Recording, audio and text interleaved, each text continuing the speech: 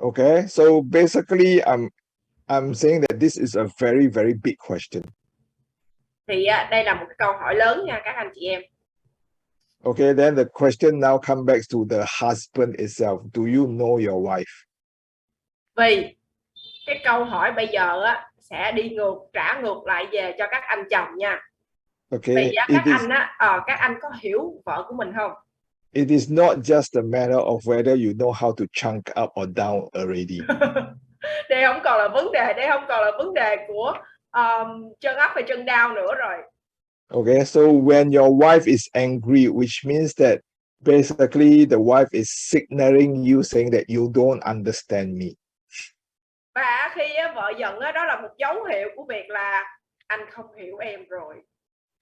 Okay, so when you don't understand your wife, the first lesson that you should have is to go and understand your wife. Cho nên thường khi vợ chồng giận thì cái bài học mình cần học ở đây là làm thế nào để họ không giận nữa kìa. Okay, so the idea of chunking up and down is when you start to be able to speak to people in such a way that, okay, what I did was very simple. There is a lot of times where there is a very peaceful time, which means your wife is neither angry, she's not sad, she's not disappointed. So you need to have the time where she's happy, excited about certain thing. You need to know how to communicate with her when she is having that type of emotions. Và cái cách đó là khi mà vợ trong cái giai đoạn, trong cái thời điểm mà rất là hiền rất là hạnh phúc vui vẻ đó, thì mình phải biết cái cách để giao tiếp với vợ và hiểu vợ cái lúc đó đó. Okay, so basically you realize that you have to choose the right time to do chunking also. Mình cần phải biết đúng cái thời điểm để mình chunking nha.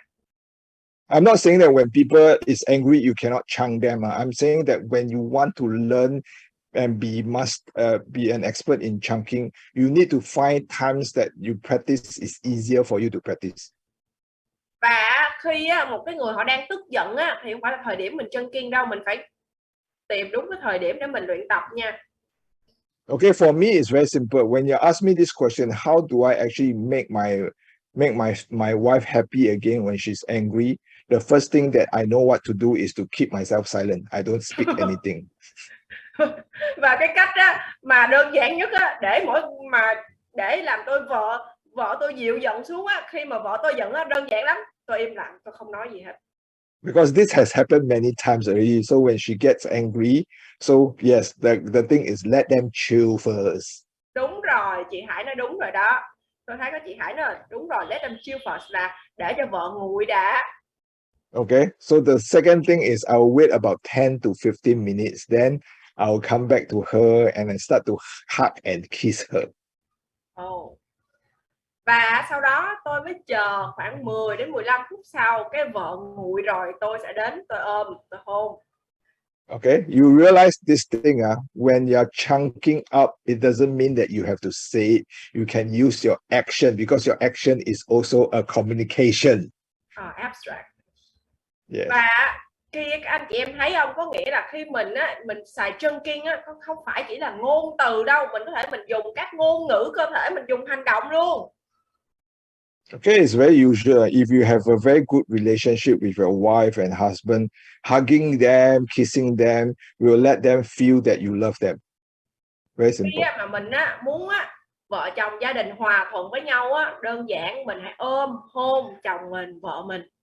Okay, even sometimes the man will feel very awkward or why you do this to me, but then it feel good, like when my wife hug me and kiss me, I feel good also. Ví dụ như tôi biết sẽ có một số người chồng nhiều khi vợ mình ôm say, sao mà bà làm cái gì mà ngộ vậy, làm cái gì kỳ cục vậy, thì lúc đó thật ra như tôi nè, lúc vợ tôi ôm hôn tôi nè, tôi sướng lắm. Okay, so I'm saying chunking doesn't mean that you just have to speak, but I'm saying your verbal communication, the non-verbal, your behavior is also part of communication. That is also very important. Khi mà mình nói về chunking thì sử dụng không phải là chỉ là từ vựng đâu nha, không phải là chỉ từ ngữ, mà khi mình sử dụng những cái ngôn ngữ cơ thể những cái cử chỉ cũng vô cùng quan trọng luôn. Okay, men also need to learn how to do sweet talk, which means that when women are angry, what they want to hear from you is basically saying probably, I'm sorry, I love you. All this thing we need to know. Men need to know how to say all these things. Và cái cách đó để làm phụ nữ làm vợ nguội rất là đơn giản, đó là mình nói ngọt với vợ của mình biết mình cần nói cái gì với vợ. Okay, since we are men, we can put, sometimes I know because I'm also an Asian man, so I know sometimes it's very hard to put down our face to say all this thing. But the thing is, if you are strong enough inside, you are confident enough, there's no problem for you to express the type of love for you, for your wife, or for anyone. Tôi biết tôi cũng là một người châu Á, bản thân tôi cũng là một người châu Á nè, cho nên tôi hiểu là mình cần phải khi mà vợ mình tức giận mình cần phải spend more time to the spouse, to express love to the spouse. Và mình cần phải thể hiện cái tình yêu thương, mình thể hiện tình cảm với vợ chồng mình. Okay, so a lot of you thinks that as you grow up, you don't need to have that type of romantic time. Like I'm now 51 years old, so I still spend time with my wife, talking sweet to her, make her happy by letting her feel like she is a little girl.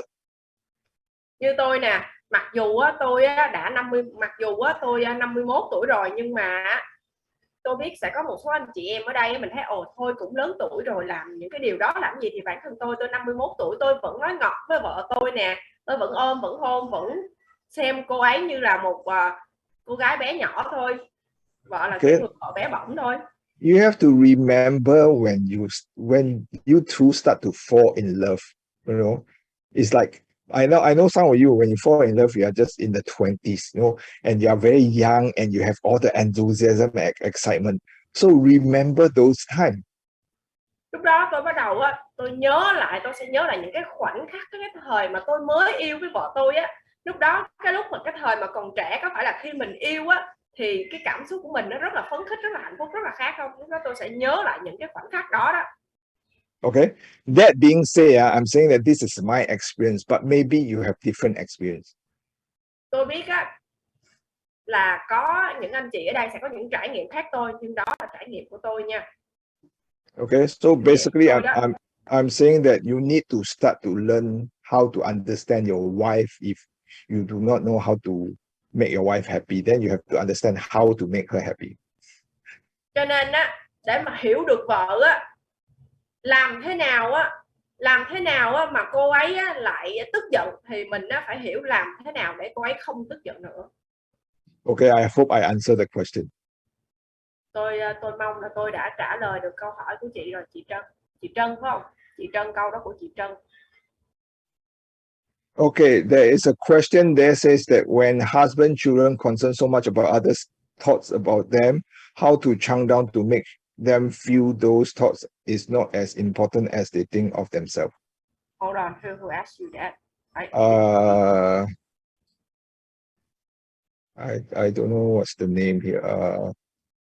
It's from Hong Hai. Okay, rồi em từ chị Hải. Okay, so you might want. Again, I didn't see it. Do you see the question? No, so it means she sent you.